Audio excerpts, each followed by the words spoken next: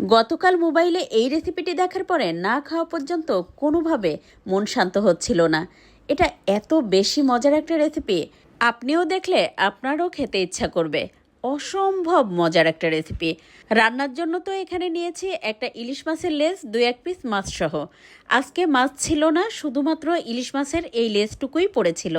তাই তো গরম পানি দিয়ে এটা ভিজিয়ে রেখেছি যতক্ষণ না পর্যন্ত মশলাটা রেডি হয়। এবার একটা পাত্রে পানি দিয়ে তাতে বেশ কয়েকটা শুকনো মরিচ দিয়ে বটুটা ছাড়িয়ে ধুয়ে নেব। আরও দিয়েছি 4টা মাঝারি সাইজের পেঁয়াজ, সেই সাথে দিয়েছি 1 মুঠ দেশি রসুনের কলি। এবার শিলপাটায় শুকনো মরিচগুলো সামান্য একটু পানি দিয়ে একেবারে মিহি করে বেটে নেব। এবার রসুন দিয়েও সুন্দর করে মিহি করে বেটে নেব। আপনি চাইলে এই কাজগুলো ব্লেন্ডার জারেও করে নিতে পারেন, তবে পেঁয়াজটা কিন্তু পুরোপুরি বাটা যাবে না। একটু থেতো করে নিয়ে তারপর হালকা হাতে চাপ দিয়ে বেটে নিতে হবে, তাহলেই খেতে অনেক বেশি ভালো লাগে। ভিডিও কে কোথা থেকে দেখছেন কমেন্ট করে জানাবেন, আর রেসিপি ভালো লেগে গেলে শেয়ার করে রেখে দিবেন আপনার টাইমলাইনে। এতে করে বানানোর আগে একবার দেখে নিতে পারবেন।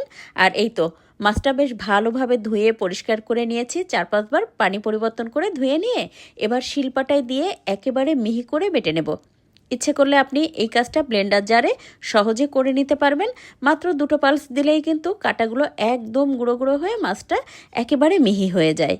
এদিকে নিয়েছি কুমড়ো পাতা, আর একেবারে কচি যে কুমড়ো পাতা আছে সেখান থেকে 10-12টা নিয়ে হাত দিয়ে আঁশটা ফেলে দিয়ে তারপর খুব সুন্দর করে ধুয়ে নেব।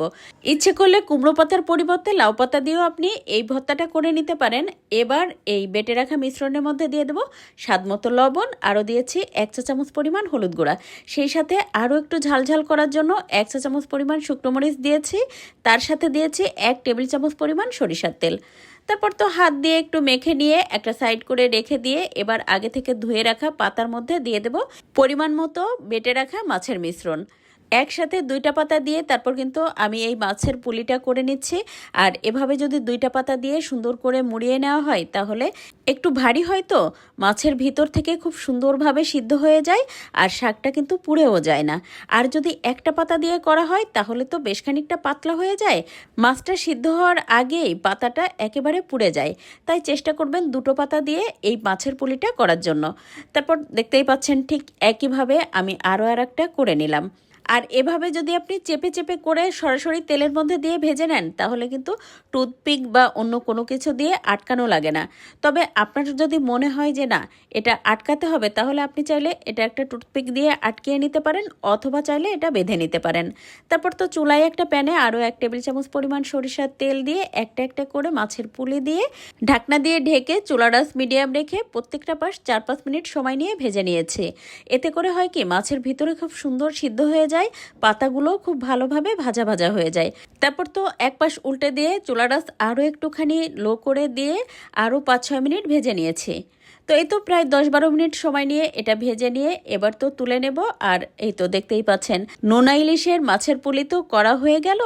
আর এটা শুধুমাত্র দেখার জন্য একটা একটা কাঁচামরিচ দিয়েছি, যদি কারোর ভালো লাগে তাহলে কাঁচামরিচটা দিয়েও খেতে পারবে। এটা তো ভাজার পরে এত সুন্দর একটা ঘ্রাণ বের হয়, আমি তো এখনই সাথে সাথে গরম ভাত নিয়ে বসে পড়েছি। আলহামদুলিল্লাহ, এটা অপূর্ব স্বাদের হয়েছিল। একবার ট্রাই করে দেখবেন, অনেক ভালো লাগবে। সবাই ভালো থাকবেন। আল্লাহ হাফেজ।